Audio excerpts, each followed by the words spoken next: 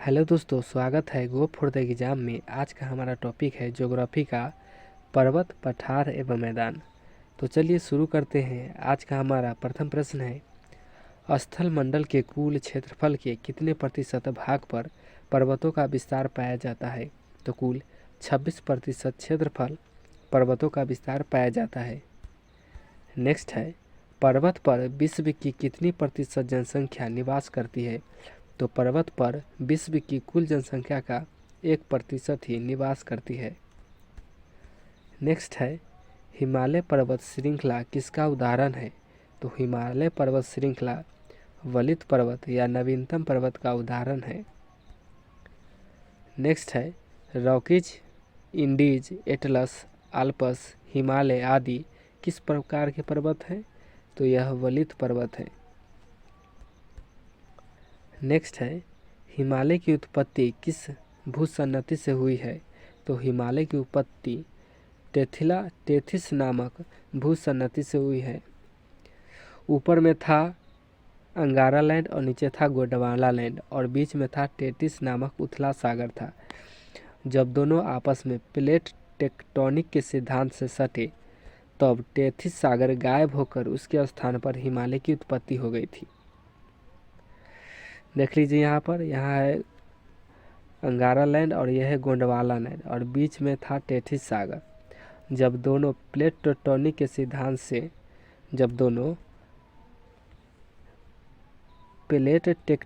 सिद्धांत से आपस में सटे तो टेथिस नामक सागर जो यहाँ था वो गायब हो गया और उसके स्थान पर हिमालय पर्वत का निर्माण हुआ। नेक्स्ट है, दक्षिणी आल्प्स पर्वत श्रेणी कहाँ स्थित है? तो दक्षिणी आल्प्स पर्वत श्रेणी यह है न्यूजीलैंड में स्थित है। नेक्स्ट है, कौन सा पर्वत महाद्वीपीय जल विभाजक के रूप में कार्य करती है? तो जल विभाजक के रूप में एंडीज पर्वत कार्य करती है और यह है साउथ अमेरिका में है। कहाँ है? साउथ अमेरिका में है। कौन? एंडीज पर्वत। नेक्स्ट है, विश्व में सबसे लंबी पर्वत श्रेणी कौन सी है? तो विश्व में सबसे लंबी पर्वत श्रेणी कौन सी है? तो यह है एंडीज पर्वत। कौन है? एंडीज पर्वत। और यह कहाँ है? तो साउथ अमेरिका में, ध्यान रखिएगा। नेक्स्ट है, ब्लैक हिल, ब्लू हिल तथा ग्रीन हिल नामक पहाड़ियाँ किस देश में है? तो ब्लैक हिल, ब्लू हिल तथा ग्रीन हिल नामक पहाड़ियाँ ये सभी यूएस में है। यूएस को क्या कहते हैं? अमेरिका। नेक्स्ट है, पॉइंट पेड्रो अथवा पेड्रो टागला निम्नलिखित में से किस देश की सर्वोच्च चोटी है? तो यह है श्रीलंका की सर्वोच्च चोटी है।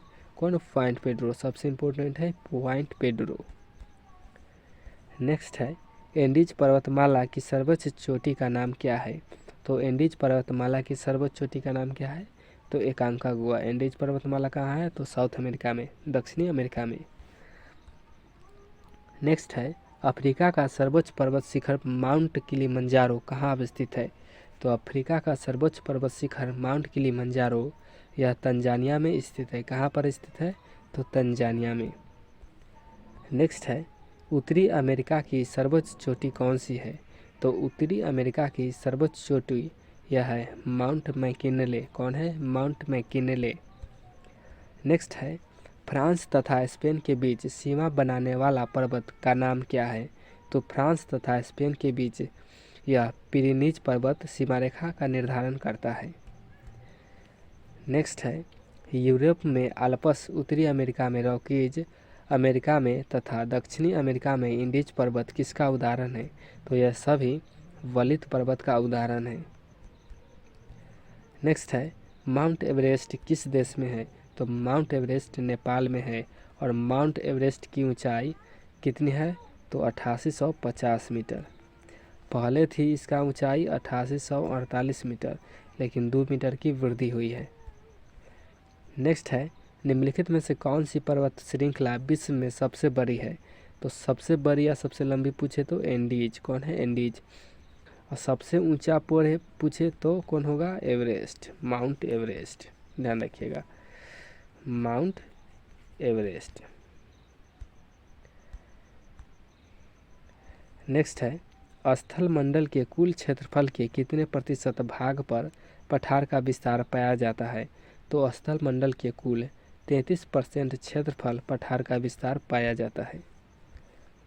नेक्स्ट है, पठारी क्षेत्रों में विश्व की कुल कितनी प्रतिशत जनसंख्या निवास करती है? तो पठारी क्षेत्र में विश्व की कुल जनसंख्या का 9% ही निवास करती है। नेक्स्ट है, पठारी क्षेत्रों में से निम्नलिखित में से कौन सा खनिज नहीं पाया जाता है? तो पठारी क्षेत्र में खनिज तेल नहीं पाया जाता है।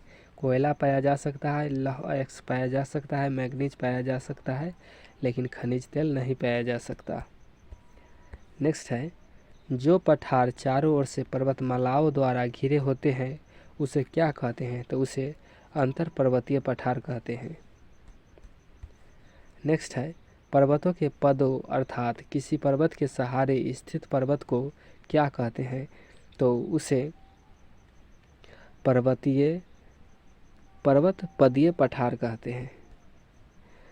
जब किसी पर्वत के सहारे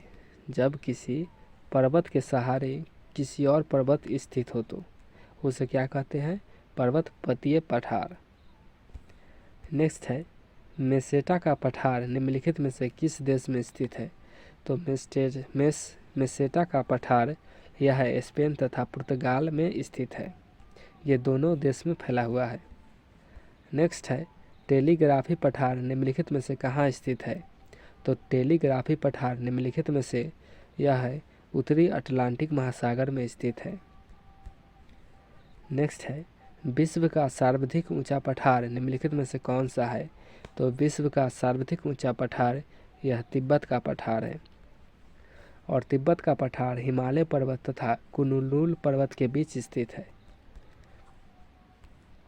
नेक्स्ट है, पोटवार का पठार निम्नलिखित में से किस देश में स्थित है? तो पोटवार का पठार यह पाकिस्तान देश में स्थित है। नेक्स्ट है, लोयस का पठार कहाँ स्थित है?